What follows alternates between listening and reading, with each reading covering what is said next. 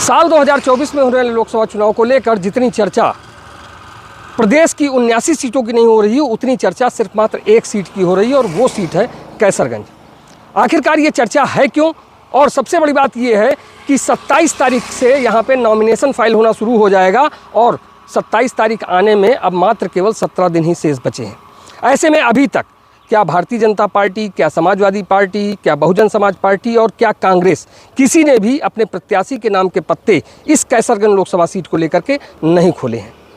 इस बार जैसा कि आज से कई महीने पहले जो कैसरगंज के सांसद हैं ब्रजभूषण शरण सिंह, उन्होंने एक बात कही थी और उन्होंने ये कहा था कि इस बार के लोकसभा चुनाव में मुद्दा केवल और केवल कैसरगंज होगा। तो कहीं ना कहीं ये बात धरातल पर एक प्रकार से सही होते हुए भी दिखाई दे रही है, क्योंकि कैसरगंज से भारतीय जनता पार्टी ने अभी तक अपने प्रत्याशी के नाम का ऐलान नहीं किया है। पहली सूची से लेकर के आज भी एक सूची जारी हुई है जिसमें 7 प्रत्याशियों के नाम की घोषणा की गई है, लेकिन कैसरगंज सीट का कोई जिक्र नहीं है। ऐसे में शंका इस बात की भी है कि 2 बार से लगातार कैसरगंज के सांसद रहे ब्रजभूषण शरण सिंह को क्या इस बार टिकट मिलेगा या नहीं मिलेगा, और अगर नहीं मिलेगा तो उनकी जगह प्रत्याशी होगा कौन। कि समाजवादी पार्टी ने भी अपने प्रत्याशी के नाम की घोषणा अभी तक इसलिए नहीं की है क्योंकि वो देखना चाहती है कि आखिरकार भारतीय जनता पार्टी अपना प्रत्याशी बना किसको रही है, क्योंकि अगर वो यहाँ से छत्री कैंडिडेट को, यानी कि छत्री कैंडिडेट के चाहे तौर पर चाहे ब्रजभूषण सिंह हो या फिर कोई और हो, अगर वो आता है तो यहाँ से समाजवादी पार्टी किसी ब्राह्मण कैंडिडेट को टिकट देगी। और अगर कैसरगंज से भारतीय जनता पार्टी से ब्रजभूषण सिंह प्रत्याशी नहीं होंगे तो क्या समाजवादी पार्टी ब्रजभूषण सिंह को लेकर के आएगी? बहरहाल ये सारी चीज़ें तो एक तरफ है। दूसरी चीज़, आज हम आए हैं इसी कैसरगंज लोकसभा क्षेत्र में पब्लिक की राय जानने की। आखिरकार पब्लिक की राय क्या है, लोग क्या कह रहे हैं, लोग क्या सोचते हैं, क्या समझते हैं, आखिरकार इस कैसरगंज का मुद्दा है क्या। तो हम पब्लिक के लोगों से भी बात करेंगे, उनसे जानने का प्रयास करेंगे कि आखिरकार कैसरगंज में किसकी बयार है, मुद्दा क्या क्या है। कैसरगंज के सेंटर पॉइंट में पड़ने वाला कर्नलगंज में हम इस समय मौजूद हैं और देखिए हमारे साथ यहाँ पे कई लोग यहाँ पर मौजूद हैं, इनसे हम जानने का प्रयास करेंगे। 17 दिन केवल बचे हैं, अरे इधर से आओ यार, 17 दिन केवल बचे हैं नॉमिनेशन फाइल होने में। अभी तक किसी भी पार्टी ने प्रत्याशी के नाम की घोषणा नहीं की है। क्या लगता है आपको? ये तो उनका विषय बीजेपी और गठबंधन का है। जो गठबंधन का प्रत्याशी है हम लोग उसका समर्थन करेंगे। नहीं तो क्या जैसे अभी जो वहाँ के सांसद उनके समर्थन में आप नहीं है? सांसद ने क्या किया है? कोई विकास कार्य किया है? कुछ बताइए, क्या नहीं किया? एक विद्यालय डोमा कल्पी में बनने जा रहा था तो उन्होंने सांसद बल्लापुर ढकेल दिया। यहाँ के बच्चे क्या करें? मेन मुद्दा था यहाँ का शिक्षा। नहीं, वो मुद्दा तो गोंडा का था, कैसरगंज का तो था नहीं। आखिर जनपद गोंडा में तो हम लोग पढ़ते हैं भाई। हमारे कड़े विधानसभा क्षेत्र में डोमा कल्पी में जमीन पड़ी थी तो सरकार को क्या आवश्यकता थी वहाँ जमीन खरीद के विद्यालय बनाई जाए? जब सरकार की जमीन थी तो वहाँ बनाने की क्या जरूरत थी? विद्यालय तो डोमा कल्पी बनना चाहिए। ये शिक्षा का मुद्दा दूसरा, हम महंगाई चरम सीमा पर है, हमारे माया क्षेत्र का विकास नहीं हो रहा। लोग कह रहे हैं, बीजेपी कह रही है कि हम 400 पार किस मुद्दे पर कह रहे हैं? हम 400 पार आ रहे हैं। अगर वो 400 पार तो चुनाव क्यों हो रहा है? चुनाव में जीत ले सकते। तो आपके गठबंधन के अभी तो गठबंधन का भी तो प्रत्याशी नहीं आया। प्रत्याशी भी आ जाएगा, 2-4 दिन में आ जाएगा, गठबंधन प्रत्याशी भी आ जाएगा। नहीं तो क्या सब लोग इंतजार कर रहे हैं कि बीजेपी घोषित करे इसके बाद वो आए? ऐसी कोई बात नहीं है। प्रत्याशी की तलाश हो रही है, मजबूत प्रत्याशी सभा का आएगा। नहीं तो क्या मतलब आपको क्या लग रहा है? वैसा आप ये बताइए कि कैसरगंज का असली मुद्दा क्या है? खुद कैसरगंज मुद्दा है या फिर कोई और बात है? देखिए, कैसरगंज का बहुत मुद्दा है। कैसरगंज में जैसे कि विकास के नाम पर कोई चीज हुआ नहीं है। गांव में हम लोग जाते हैं, अक्सर लोग बताते हैं कि भैया एक डेलिया तक नाजहारी नहीं है के सांसद। तो ऐसे सांसद जो हमारे क्षेत्र में विकास नहीं किए हैं और विकास की तमाम जो है समस्याएं, हमारे यहाँ बहुत कुछ कमियां हैं हमारे कैसरगंज में। आज तक के जो है लगातार हम माने जो है सांसद जी कई बार से चुनाव जीत रहे हैं। यहाँ पर एक फैक्ट्री नाम पर कोई चीज़ है नहीं। यहाँ एक विश्वविद्यालय आना था वो भी नहीं है। यहाँ कोई गर्ल्स डिग्री कॉलेज नहीं है। तमाम कोई हॉस्पिटल जो है हमारे यहाँ नहीं। दादा, आपको क्या लगता है कि कैसरगंज का असली मुद्दा है क्या? विकास तो बहुत महत्वपूर्ण मुद्दा है और विकास हो भी रहा है। और जहाँ तक विकास का सवाल है, तमाम सड़कें बनी हैं, सब कुछ है जो है, लेकिन प्रशासनिक कार्य जो है, चाहे तहसील हो या ब्लॉक हो या पुलिस हो, ये सब निरंकुश हैं। न इसमें कोई जनप्रतिनिधि का कोई सुन रहा है, न विधायक एमपी का कोई सुन रहा है, और सब मनमानी, सब अधिकारी राज है।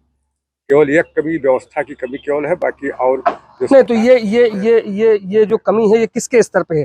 प्रदेश सरकार के स्तर पे है, केंद्र सरकार? हम बताते हैं, ऐसा है कि ये काम तो सरकार का है, लेकिन मुख्य रूप से जो जनप्रतिनिधि हैं इसमें कोई छिपाने वाली बात नहीं। इतने लोग बैठे हुए हैं, लेकिन इसमें कोई किसी की बात जो है जायज सुनने को तैयार नहीं है कोई अधिकारी, और न कोई विधायक एमपी अगर जायज बात कहे वो भी जो है कार्यान्वयन उसका हो नहीं रहा है। नहीं तो उसमें उसमें किसका रोल है, कौन है? व्यवस्था की कमी है, सरकार को टाइट करना चाहिए अधिकारी के ऊपर। तो क्या लगता है ब्यूरोक्रेसी हावी है पूरी तरीके से? हाँ, ये तो इसमें तो दो राय नहीं है, अधिकारी किसी की बात सुनते नहीं है। तो आखिरकार ऐसे में जो मंत्री नेता विधायक हैं कहाँ जाएं फिर? नहीं तो कहा जाए, वो तो उनको उठाना चाहिए, वहाँ अपनी बात करनी चाहिए, लेकिन कोई डर बस कोई बात करता नहीं तो क्या लगता है कि जो आपके सांसद हैं, आपके जो विधायक हैं, क्या ये उठाते नहीं उस बात को? नहीं उठाते हैं, नहीं कोई सुनता थोड़े है, उठा तो रहे हैं बराबर। आपको क्या लगता है भाई साहब, कैसरगंज का असली मुद्दा क्या है? और आखिरकार क्योंकि अभी तक किसी भी पार्टी ने अपना कैंडिडेट घोषित नहीं किया है, उसका क्या रीजन है? कैसरगंज में कोई मुद्दा ही नहीं है, बल्कि पूरे प्रदेश में कोई मुद्दा नहीं है। इतना विकास हुआ है, आप चाहे जहां चले जाइए, कैसरगंज लोकसभा को छोड़कर दूसरी लोकसभा में जाइए, वहां पर भी कोई मुद्दा नहीं है। हर जगह भाजपा के कैंडिडेट ही जीत रहे हैं।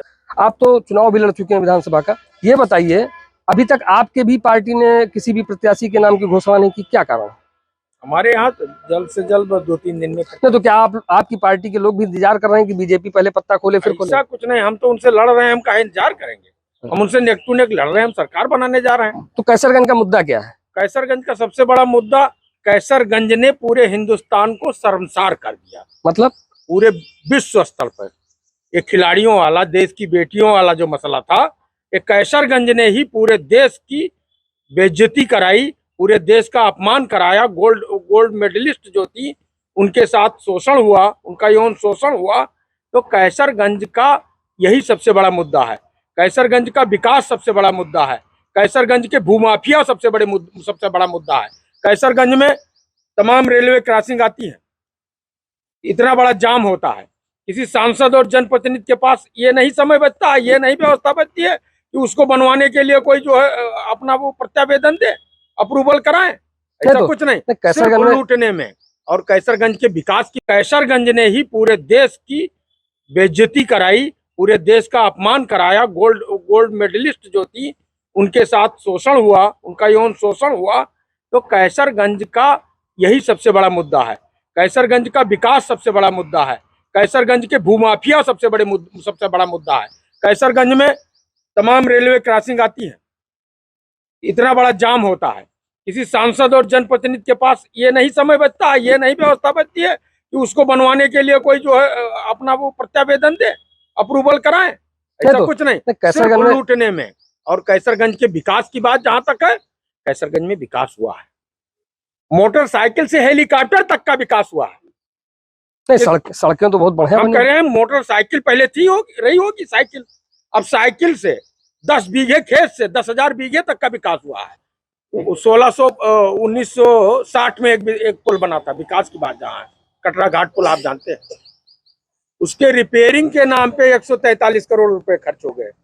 क्या रिपेयरिंग हुई, जरा आप जाके देख लीजिए। यही विकास होता है, इसी को विकास कहते हैं। एक पुल 60 वर्ष पहले पुल बना था, कितने दिन से सांसद हैं, 30 वर्षों से, आज तक एक पुल नहीं बनवा सकते। यही विकास होता है। विकास हुआ है, मैं कह रहा हूँ विकास हुआ, अब विकास हो भी रहा है। एक साइकिल से सीधे हेलीकॉप्टर तक का विकास हुआ, इसी को विकास कहते हैं। हम लोग इसी को विकास, मैं तो सारे भाइयों से निवेदन कर रहा हूँ कि चश्मा उतारो और अपनी आने वाली पीढ़ियों के लिए आगे बढ़ो। ये कोई तुम्हारे रहनुमा नहीं है, तुम्हारा खून पीने वाले व्यक्ति है। जो साइकिल से चलते थे आज हेलीकॉप्टर से चलते हैं, ये विकास किया है इन्होंने। नहीं तो क्या लगता है कब तक आपकी पार्टी कब तक टिकट घोषित करेगी? हमारी पार्टी 2-3 दिन में टिकट घोषित करेगी। हम जीतने जा रहे हैं, कैसरगंज से चुनाव जीतने जा रहे हैं, गठबंधन प्रत्याशी जीतने जा रहा है। चेहरा है कोई? हाँ बिल्कुल चेहरा है, बिना चेहरे के चुनाव लड़ेंगे? नहीं चेहरा है अगर, तो उसमें से किसी का नाम अगर हो तो चल रहा हो तो बताइए। नहीं चेहरा है, हम 4-6 दिन के अंदर अंदर फाइनल कर देंगे और आपके पास पहले सूचना पहुंचेगी। अच्छा आप बताइए कैसरगंज का असली मुद्दा क्या है? पहले तो एक बात बताइए कि समय कितना देंगे आप? जितना भी आप चाहें। मैं सारे बिंदुओं पे आपके जवाब देना चाहिए, जितने लोगों से आपने पूछा, समय दे पाएंगे? बिल्कुल बिल्कुल बोलिए। पहली बात तिवारी जी की जो बात है, माननीय सांसद जी का, वो उनका व्यक्तिगत मामला है, ठीक है। दूसरी बात, जो लोग कह रहे हैं कि विकास नहीं हुआ है, उनके चश्मे का पावर दूसरा लगेगा। अब वो पावर कौन सा है, वो उनको डॉक्टर के यहाँ चेक कराना पड़ेगा। ठीक है, क्योंकि अभी गांव में जाएंगे तो कांग्रेस के शासनकाल में वही गरीब भूखों मर जाते थे और यही अनाज गोदाम में सड़ जाता था। ठीक है, आज जो है कोई भी भूखा, आपके मीडिया के माध्यम से मैं कहना चाहता हूँ, बिल्कुल वादा करता हूँ कि आप किसी भी गांव में चले जाइए, किसी भी क्षेत्र में चले जाइए, कोई व्यक्ति आपको भूखा मरना नहीं मिलेगा। ये माननीय भारतीय जनता पार्टी की देन है, माननीय मोदी जी की देन है, ये माननीय कैसरगंज में विकास की देन आप किसको मानते हैं? भारतीय जनता पार्टी को। वहाँ के जो सांसद हैं उनको नहीं मानते? बिल्कुल मानते हैं। तो आखिरकार पार्टी आप टिकट क्यों नहीं दे रही? आप पार्टी टिकट क्यों? एक मिनट पहले आप एक बिंदु पूछिए। टिकट का विषय तो आप पहले हम लोगों से पूछिए नहीं, क्योंकि टिकट शीर्ष नेतृत्व तय करता है। आप उन लोगों से पूछिए किसको देना है। 5 सूची जारी हो गई, पहले एक मिनट, आज भी एक जारी हुई है। 7 लोगों का नाम आज भी आया है, इसीलिए लेकिन कैसरगंज गायब है। आप अगर किसी एक माध्यम के लिए आए हो तो आप बंद कर दें, और अगर मेरी बात सुनना चाहते हो तो आप सुनिए। चलिए बताइए। ये हमारे मित्रवर तिवारी जी हैं, जी जी। इन्होंने कहा कि हमारे कांग्रेस की सारी देने हैं योजनाएं।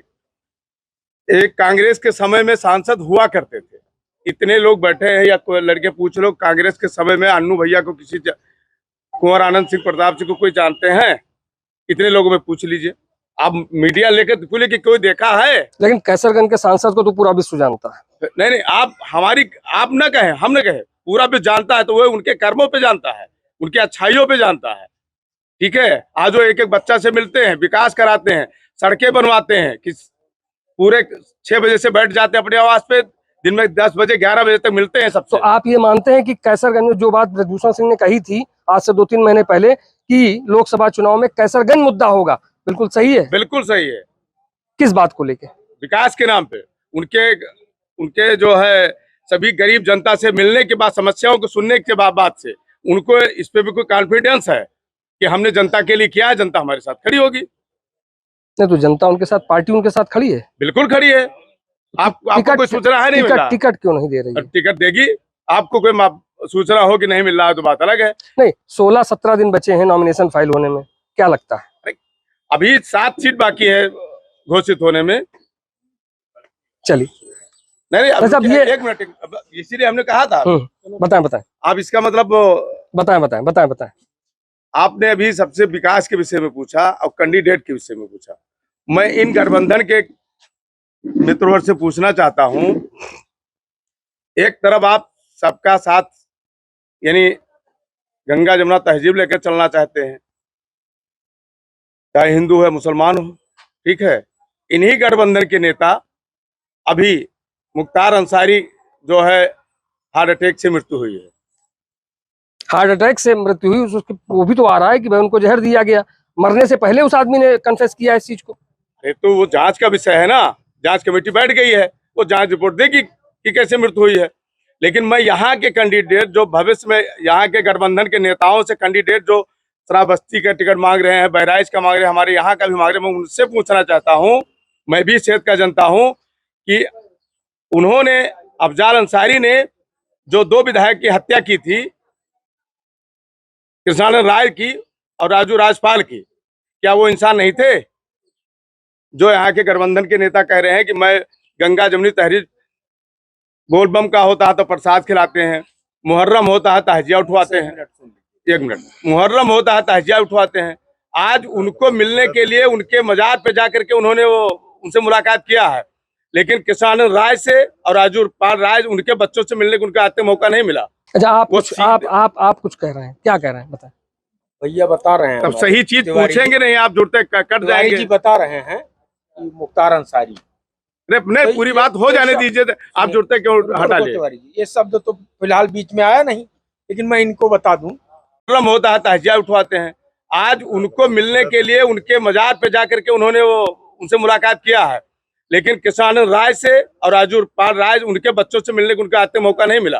अच्छा, आप कुछ कह रहे हैं, क्या कह रहे हैं बताएं।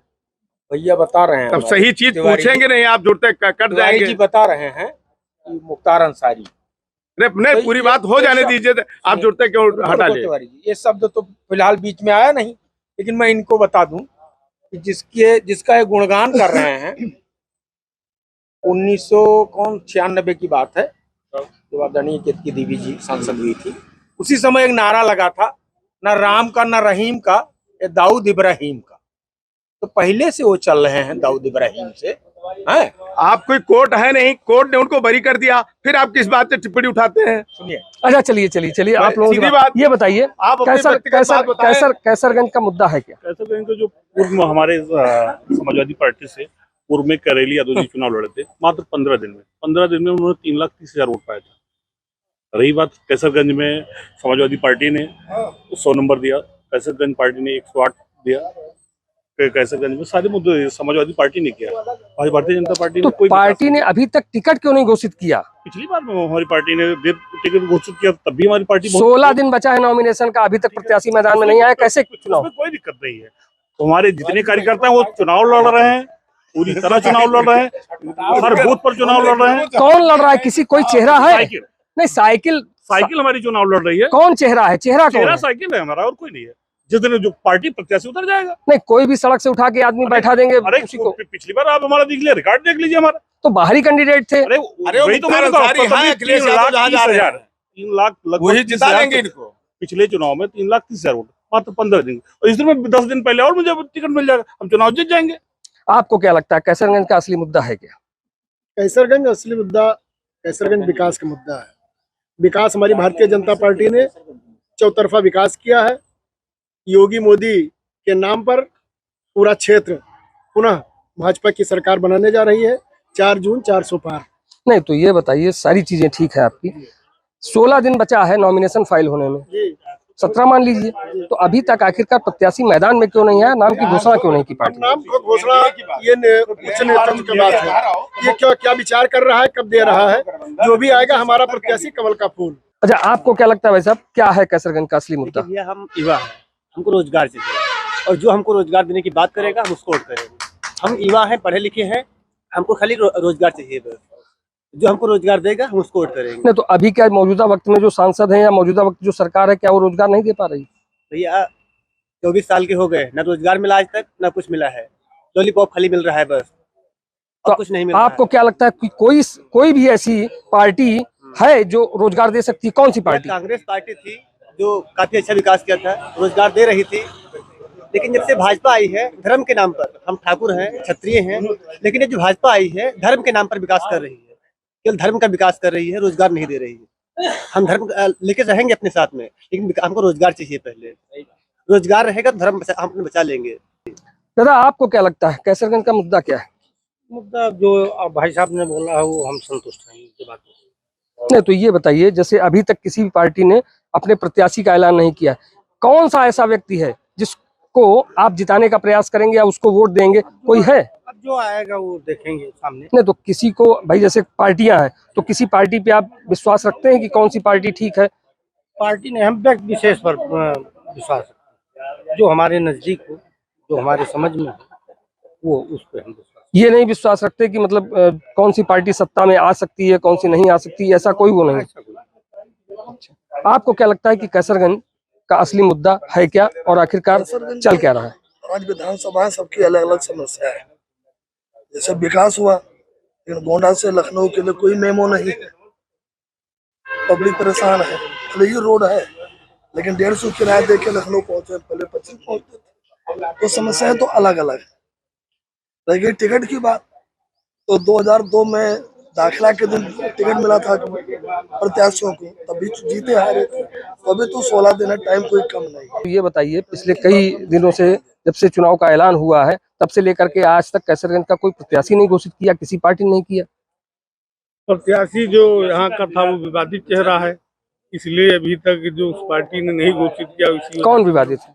जैसे जो अभी विवाद हुआ था भाजपा प्रत्याशी के ऊपर, सांसद के ऊपर, उसी वजह से भाजपा ने अभी तक प्रत्याशी नहीं घोषित किया। अगर भाजपा प्रत्याशी घोषित कर देती, अन्य पार्टियां भी घोषित करती।